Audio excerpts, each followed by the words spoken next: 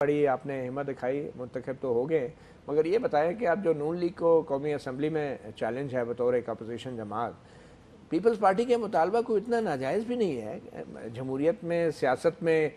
چھوٹی موٹی قربانی تو دینی پڑتی ہے، اور خاص کر جب شہباز شریف صاحب جیت بھی نہیں سکتے تو اپوزیشن کے اتحاد کی خاطر کوئی دوسرا بندہ کیوں نہیں آ سکتا نون لیگ سے؟ مطیع اللہ دیکھیں، اس میں میری بات بڑی کلیئر ہے، میری جماعت کا سٹینڈ بڑا کلیئر ہے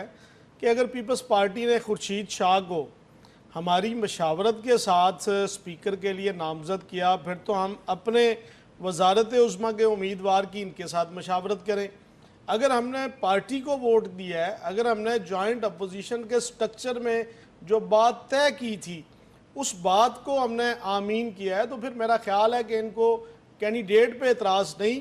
ہونا چاہیے اور نہ کسی کے کینڈیڈیٹ پہ کرنا چاہیے۔ یہ ہمارا حق ہے کہ ہم اپنی جماعت کے پریزیڈنٹ کو الیکٹ کریں، وہاں پہ ان کا نام سلیکٹ کریں کہ یہ پرائم منسٹر کے کینڈیڈیٹ ہوں گے، تو یا جماعت کے فورم پہ یہ بات وہاں پہ کلیئر کی جائے۔ اب جس طرح کا پیپلز پارٹی کا سٹینڈ سامنے آ رہا ہے، وہ میرا خیال ہے نہ ان کی کوئی اخلاقی مجبوری ہے، نہ ان کی کوئی سیاسی مجبوری ہے، ان کی اعتصابی اور اعصابی مجبوری ہے۔ وہ دو مجبوریوں کے درمیان میں گھرے ہوئے ہیں، جس کی وجہ سے وہ یہ سٹرکچر جو میں سمجھ رہا ہوں نیشنل اسمبلی میں وہ طے نہیں کر پا رہے ہیں کہ انہوں نے کیا یہاں پہ اپوزیشن کرنی ہے،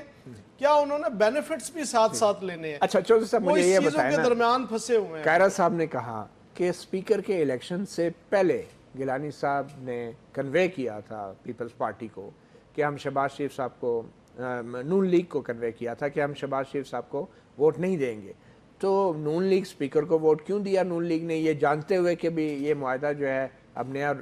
شکل اختیار کر رہا ہے، کیوں سپیکر کو ووٹ دیا آپ نے یہ جانتے ہوئے کہ شہباز شریف کو ووٹ نہیں اس میں ملے گا؟ پاکستان مسلم لیگ نون کا سٹینڈ بڑا کلیئر تھا کہ جو چیزیں پہلے طے ہوئی ہیں جوائنٹ اپوزیشن میں، تو اس میں ان چیزوں کی پاسداری